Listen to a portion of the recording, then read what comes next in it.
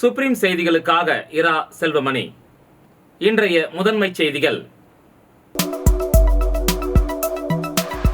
புதுவை மாநில அரசின் 2022ஆம் ஆண்டுக்கான நிதிநிலை கணக்கு தணிக்கை அறிக்கை கோப்பானது அரசிடம் வழங்கப்பட்டுள்ளது. புதுச்சேரி AFT மைதானத்தில் அமைந்துள்ள தற்காலிக பேருந்து நிலையத்திலிருந்து புழுதிகள் பறப்பதினால் வாகன ஓட்டிகள் மிகுந்த சிரமத்திற்கு ஆளாகி உள்ளனர். புதுச்சேரியிலிருந்து தமிழக பகுதிகளில் ரூபாய் 2 லட்சம் மதிப்பிலான குட்கா உட்பட போதைப் பொருட்களை விற்பனை செய்ய வந்த இருவரை தமிழக போலீசார் கைது செய்து விசாரணை மேற்கொண்டு வருகின்றனர். இனி விரிவான செய்திகள்.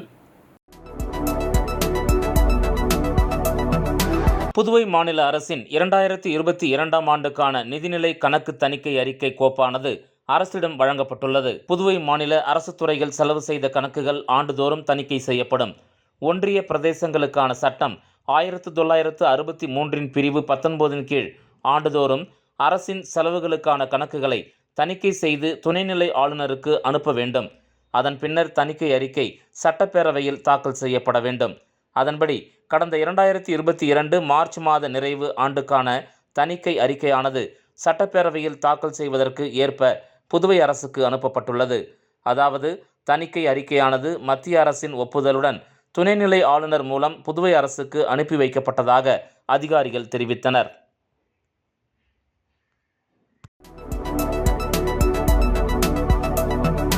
புதுச்சேரி AFT மைதானத்தில் அமைந்துள்ள தற்காலிக பேருந்து நிலையத்திலிருந்து புழுதிகள் பறப்பதினால் வாகன ஓட்டிகள் மிகுந்த சிரமத்திற்கு ஆளாகி உள்ளனர். புதுச்சேரி புதிய பேருந்து நிலையம் AFT திடலுக்கு மாற்றப்பட்டுள்ளது. இங்கிருந்து உள்ளூர் மற்றும் வெளியூர்களுக்கு பேருந்துகள் இயக்கப்பட்டு வருகின்றன. 24 மணி நேரமும் பிஸியாக இருக்கும் இந்த AFT மைதானத்தில் தற்பொழுது எந்நேரமும் பேருந்துகள் சென்று வருவதால் நிலையத்தில் செம்மண் புழுதி பறக்கின்றது. அப்பகுதி முழுவதும் புழுதிகள் பறந்து வீடுகளையும் சூழ்கிறது. கடைகளிலும் புழுதி படுகின்றது. இதனால் அவ்வழியே செல்லும் வாகன ஓட்டிகள் மிகுந்த சிரமத்திற்கு ஆளாகின்றனர். மேலும் எப்பொழுது மழை பெய்தாலும் புதிய பேருந்து நிலையம் சேரும் சகதியுமாக மாறிவிடுகின்றது. இதனால் பேருந்து நிலையத்திற்கு வரும் பயணிகள் மிகுந்த சிரமத்திற்கு உள்ளாகின்றனர். எனவே இதற்கு அரசு உடனடியாக நடவடிக்கை எடுக்க வேண்டும் என்று சமூக ஆர்வலர்களும் வாகன ஓட்டிகளும் பொதுமக்களும் கோரிக்கை வைத்துள்ளனர்.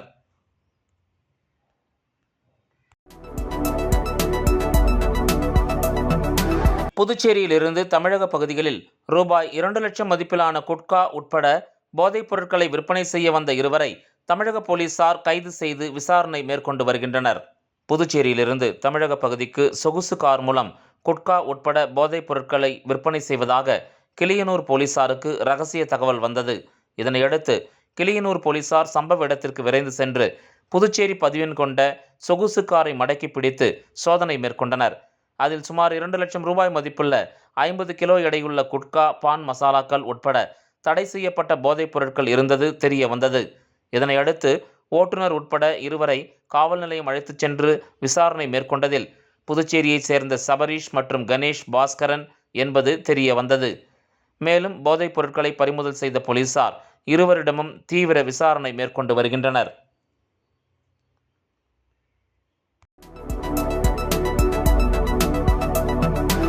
புதுச்சேரியில் பாரதிய ஜனதா கட்சியின் புதிய உறுப்பினர் சேர்க்கை முகாமினை புதுச்சேரி மாநில பொறுப்பாளர் நிர்மல்குமார் சுரானா தொடங்கி வைத்தார்.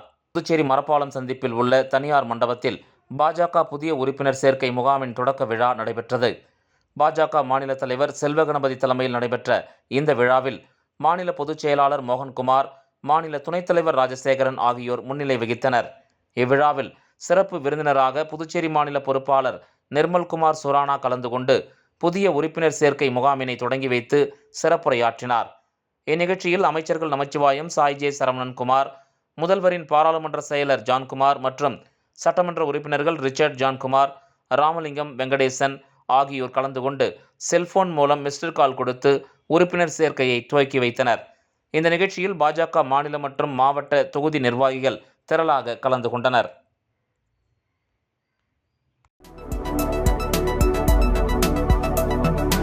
மரக்காணம் அருகே ஞானக்கல்மேடு அருள்மிகு ஸ்ரீ சுயம்பு பூதகாளி அம்பாள் திருக்கோயிலில் ஆவணி மாத அமாவாசையை முன்னிட்டு தீச்சட்டி எடுத்தல் விழா நடைபெற்றது. விழுப்புரம் மாவட்டம் வானூர் சட்டமன்ற தொகுதிக்கு உட்பட்ட மரக்காணம் அருகே உள்ள ஞானக்கல்மேடு கிராமத்தில் அமைந்துள்ள ஸ்ரீ சுயம்பு பூதகாளி அம்பாள் திருக்கோயிலில் ஆவணி மாத அமாவாசையை முன்னிட்டு தீச்சட்டி எடுத்தல் விழா நடைபெற்றது. இதில் சுற்று வட்டாரத்தைச் சேர்ந்த கிராம மக்கள் கலந்து கொண்டு தீ மூட்டி கற்பூரம் ஏந்தி தீச்சட்டி எடுத்து தங்களது வேண்டுதலை நிறைவேற்றினர். முன்னதாக பிரம்மதேசம் வெங்கடேசன் குருக்களால் சிறப்பு யாகசாலை பூஜைகள் நடைபெற்றது. அதனைத் தொடர்ந்து அம்மனுக்கு பால், தயிர், சந்தனம், இளநீர், பன்னீர், பழங்கள், பஞ்சாமிர்தம், தேன் உள்ளிட்ட பல்வேறு திரவியங்களால் அபிஷேகம் செய்யப்பட்டது. இந்த நிகழ்ச்சியில் சுற்று வட்டாரத்தைச் சேர்ந்த ஏராளமான பொதுமக்கள் கலந்து கொண்டு சிறப்பித்தனர். இதனைத் தொடர்ந்து விழாவில் கலந்து கொண்ட பக்தர்கள் அனைவருக்கும் அன்னதானம் வழங்கப்பட்டது.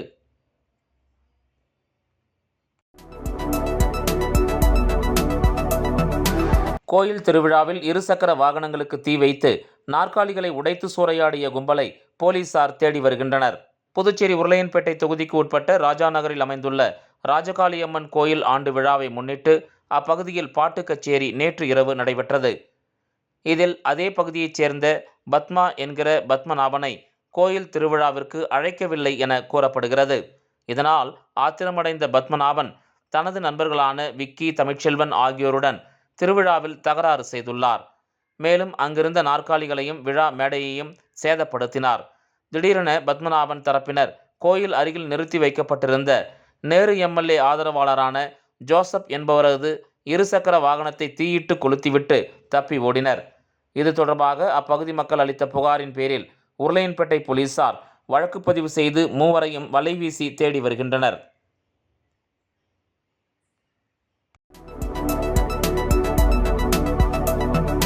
புதுச்சேரி கோவிந்த சாலை கல்வே பங்களாவில் அமைந்துள்ள அருள்மிகு ஸ்ரீ துலுக்கானத்தம்மன் உடனுரை ஸ்ரீ கம்பீஸ்வரர் ஆலயத்தில் ஆவணி மாத அமாவாசையை முன்னிட்டு நடைபெற்ற சிறப்பு பூஜையில் திரளான பக்தர்கள் கலந்து கொண்டு சாமியை வழிபட்டனர். புதுச்சேரி கல்வே பங்களா கோவிந்த சாலை ஜெயராம் ஹோட்டல் எதிரே அமைந்துள்ள அருள்மிகு ஸ்ரீ துலுக்கானத்தம்மன் உடனுரை ஸ்ரீ கம்பீஸ்வரர் ஆலயத்தில் ஒவ்வொரு ஆண்டும் ஆவணி மாத அமாவாசையை முன்னிட்டு சிறப்பு பூஜைகள் நடைபெறுவது வழக்கம். அந்த வகையில் நேற்று இரவு ஆவணி மாத அமாவாசையை முன்னிட்டு சிறப்பு பூஜைகள் நடைபெற்றது. தொடர்ந்து அம்மன், சிவபெருமான் ஆகியோர் சிறப்பு அலங்காரத்தில் பக்தர்களுக்கு அருள்பாலித்தனர். அதனைத் தொடர்ந்து சுவாமிக்கு மகா தீப ஆராதனை காண்பிக்கப்பட்டது. இதில் திரளான பக்தர்கள் கலந்து கொண்டு சுவாமியை வழிபட்டனர். பின்னர் இந்த பூஜையில் கலந்து கொண்ட அனைவருக்கும் பிரசாதம் மற்றும் புடவை வழங்கப்பட்டது. இந்த விழாவிற்கான ஏற்பாடுகளை ராஜேஷ் உள்ளிட்ட நிர்வாகிகள் சிறப்பாக செய்திருந்தனர். விளம்பர இடைவேளைக்கு பிறகு செய்திகள் தொடரும். Hey, I got more gifts from Joe Salukas. Car full ஆயிடுச்சு. Happy guys. Sir, your gift. இன்னொரு கா.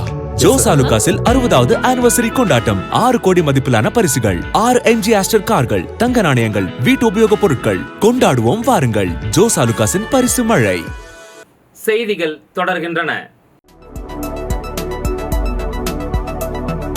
கடலூரில் மாவட்ட அளவிலான தமிழ் கையெழுத்து போட்டி நடைபெற்றது. கடலூர் மாவட்ட முதன்மை கல்வி அலுவலரின் செயல்முறையில் பள்ளிக்கல்வி கடலூர் மாவட்ட அளவிலான தமிழ் கையெழுத்து போட்டி நடத்தியது. தமிழ் வளர்ச்சித்துறையின் 2022-2023 ஆண்டு மானிய கோரிக்கை அறிவிப்பை செயல்படுத்தும் விதமாக அனைத்து மாவட்டங்களில் உள்ள 6 முதல் 12ஆம் வகுப்பு வரை பயிலும் பள்ளி மாணவ மாணவிகளுக்கு தமிழில் அழகாக எழுதும் ஆர்வத்தை தூண்டும் விதமாக மாவட்ட அளவில் தமிழ் கையெழுத்து போட்டி நடத்தி பரிசுகள் மற்றும் பாராட்டு சான்றிதழ் வழங்கிட நிதி ஒப்படைப்பு செய்து ஆணையிடப்பட்டு அதன் அடிப்படையில் கடலூர் மாவட்ட அளவிலான போட்டி 2/9/2024 அன்று காலை 10 மணிக்கு கடலூர் புனித வளனார் மேல்நிலைப் பள்ளியில் நடத்தப்பட்டது. பள்ளி கல்வித்துறையின் கீழ் செயல்படும் அரசு மற்றும் அரசு உதவி பெறும் உயர்நிலை மேல்நிலைப் பள்ளிகளில் 6 முதல் 12ஆம் வகுப்பு வரை பயிலும் மாணவர்கள் கலந்து கொண்டனர். முதன்மை கல்வி அலுவலரின் இடைநிலை நேர்முக உதவியாளர் திரு இரா தியாகராஜன், தமிழ் வளர்ச்சித்துறையின் சார்பில் திரு ஜெயலட்சுமி ஆகியோர் வருகை தந்து போட்டியை நடத்தி தந்தனர். 60க்கும் மேற்பட்ட பள்ளிகளில் இருந்து வருகை தந்த மாணவர்கள் இதில் கலந்து கொண்டனர். இக்கையெழுத்து போட்டியில் திரு இரா நவஜோதி, வி மகாலட்சுமி, பி முத்துக்குமரன் ஆகியோர் நடுவர்களாக அமர்த்தப்பட்டு பரிசுக்குரிய மாணவர்களை தேர்வு செய்தனர். 6 முதல் 9ஆம் வகுப்பு வரை முதல் பரிசு ரூபாய் 3000, 2ஆம் பரிசு 2000, 3ஆம் பரிசு ரூபாய் 1000 வழங்கப்படும் எனவும், 10 முதல் 12ஆம் வகுப்பு வரை முதல் பரிசு ரூபாய் 4000, 2ஆம் பரிசு ரூபாய் 3000, 3ஆம் பரிசு ரூபாய் 2000, தமிழ் வளர்ச்சித்துறை சார்பில் வழங்கப்படும் எனவும் அறிவிக்கப்பட்டுள்ளது.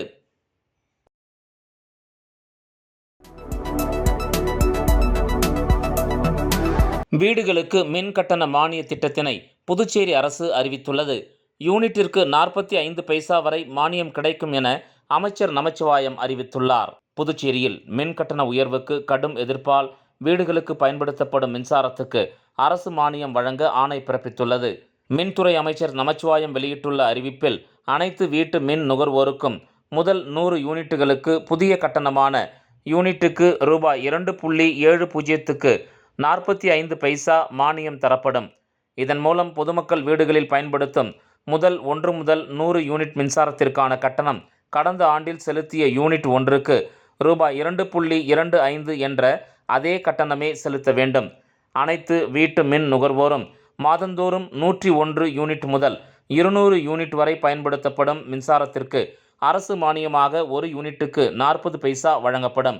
இதன் மூலம் 101 யூனிட் முதல் 200 யூனிட் வரையிலான வீட்டு மின் நுகர்வோருக்கு விதிக்கப்பட்டுள்ள யூனிட்டுக்கு ரூபாய் 4க்கு பதிலாக ரூபாய் 3.60 மட்டுமே செலுத்தலாம். இந்த மானியம் 16/6/2024 முதல் இந்த நிதி ஆண்டில் நடைமுறையில் இருக்கும். எனவே புதுவையில் வீடு உபயோகத்திற்கு மின் கட்டணம் அண்டை மாநிலங்களை விட குறைவாகவே உள்ளது என்று நமச்சிவாயம் அதில் தெரிவித்துள்ளார்.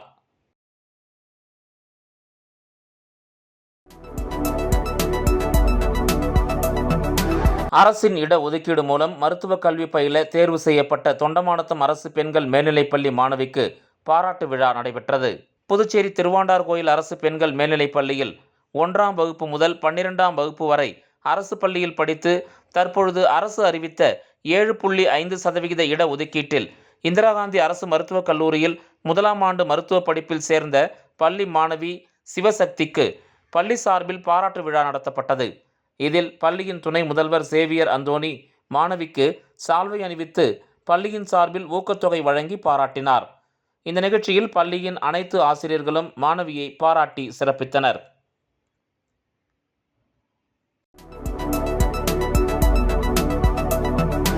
வில்லியனூர் பகுதியில் ஜி-டோக்கு கராத்தே பள்ளி மாணவர்களுக்கு பிளாக் பெல்ட் வழங்கும் நிகழ்ச்சி கராத்தே தியாகராஜன் தலைமையில் நடைபெற்றது. வில்லியனூர் பகுதியில் இயங்கி வரும் ஜி-டோக்கு காய் கராத்தே பள்ளியின் சார்பாக பயிற்சி பெற்ற மாணவர்களுக்கு பிளாக் பெல்ட் வழங்கும் விழா வில்லியனூரில் உள்ள தனியார் வரவேற்பு அறையில் நடைபெற்றது. இதில் அகில இந்திய கராத்தே சங்க பொதுச் செயலாளர் முத்துராஜ் தலைமை தாங்கினார். நிர்வாகி காதர் மொய்தீன் வரவேற்புரை வழங்கினார். அகில இந்திய கராத்தே சங்க தலைவர் கராத்தே தியாகராஜன் சிறப்பு விருந்தினராக இதில் பங்கேற்று பயிற்சி பெற்ற மாணவ மாணவிகளுக்கு பிளாக் பெல்ட் மற்றும் சான்றிதழ்களை வழங்கி பாராட்டினார். மேலும் இந்த நிகழ்ச்சியில் சிறப்பு அழைப்பாளராக தேசிய நல்லாசிரியர் தண்டபாணி மற்றும் சேகர், தினகரன், கதிரவன், வேணுகோபால், காந்தி மற்றும் பலர் கலந்து கொண்டனர்.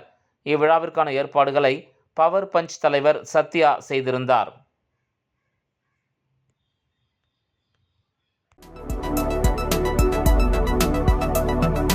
PS பாளையம் அரசு ஆரம்ப பள்ளியில் அமைச்சர் நமச்சிவாயத்தின் பிறந்தநாள் விழாவினை முன்னிட்டு குழந்தைகளுக்கு கல்வி உபகரணங்கள் வழங்கப்பட்டது.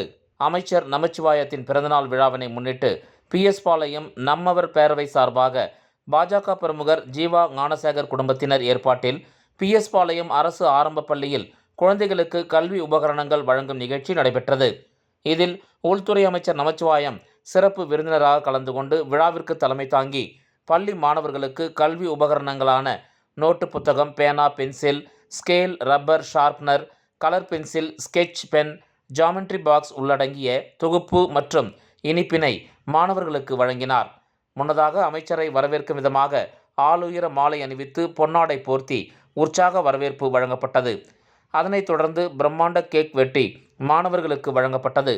மேலும் அமைச்சரின் பிறந்தநாள் விழாவினை முன்னிட்டு பள்ளியில் தூய்மை பணியாக பல்வேறு இடங்களில் புதர் மண்டி காணப்பட்ட இடம் முழுவதும் சுத்தம் செய்து கொடுக்கப்பட்டது. இந்த நிகழ்ச்சியில் பாஜக பிரமுகர்கள் TSA கண்ணன், ஞானசேகரன், பிரபாகரன், ஆசைத்தம்பி, ராமஜெயம், லோகேஸ்வரன், கௌதம், பாலச்சந்தர், சக்கரவர்த்தி, அனுசுயா, கஜேந்திரன், அரவிந்தன் உட்பட ஏராளமானோர் கலந்து கொண்டு சிறப்பித்தனர். இந்த நிகழ்ச்சிக்கான ஏற்பாட்டினை PS பாளையம் நம்மவர் பேரவை பாஜக பிரமுகர் ஜீவா ஞானசேகரன் குடும்பத்தினர் வெகு சிறப்பாக செய்திருந்தனர்.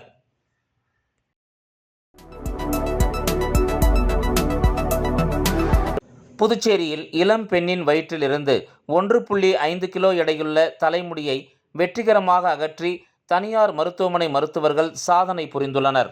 இரைப்பை குடல் அறுவை சிகிச்சை துறையில் குறிப்பிடத்தக்க சாதனையை குறிக்கும் வகையில் புதுச்சேரி ஜெம் மருத்துவமனையில் அறுவை சிகிச்சை நிபுணர்கள் குழு 17 வயது இளம்பெண்ணின் வயிற்றிலிருந்து 1.5 கிலோகிராம் தலைமுடியை வெற்றிகரமாக அகற்றியுள்ளனர். இந்த அறுவை சிகிச்சையானது துறை சார்ந்த குழுவின் குறிப்பிடத்தக்க திறனையும் துல்லியத்தையும் எடுத்து காட்டுகிறது. இதுகுறித்து ஜெம் மருத்துவமனையின் குடல் மற்றும் இரைப்பை அறுவை சிகிச்சை நிபுணர் டாக்டர் சசிகுமார் கூறுகையில், நோயாளியான 17 வயது இளம்பெண் கடந்த 2 மாதங்களாக கடுமையான வயிற்றுவலி, குமட்டல் மற்றும் வாந்தியை அனுபவித்து வந்தார்.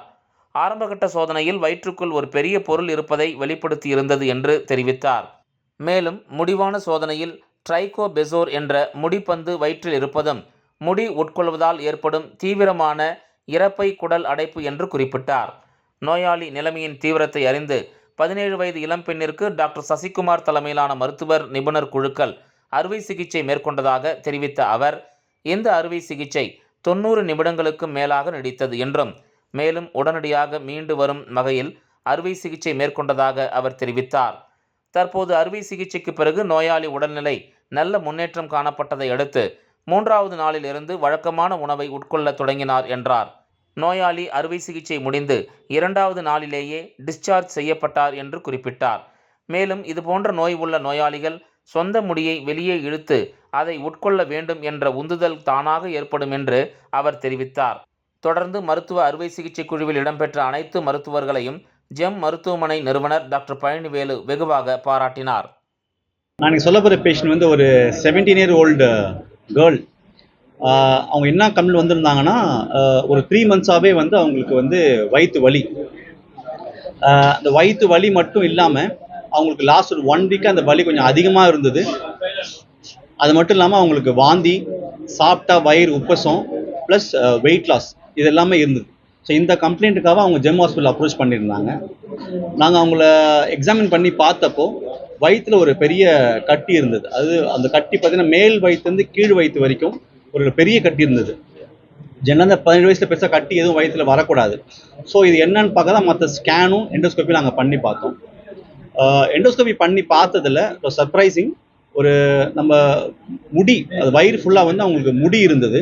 அந்த முடி வந்து ஒரு பால் மாதிரி ஃபார்ம் ஆகி வயிற்றுக்குள்ளே இருந்தது. ஆக்சுவலாக மீண்டும் முதன்மை செய்திகள். புதுவை மாநில அரசின் 2022ஆம் ஆண்டுக்கான நிதிநிலை கணக்கு தணிக்கை அறிக்கை கோப்பானது அரசிடம் வழங்கப்பட்டுள்ளது.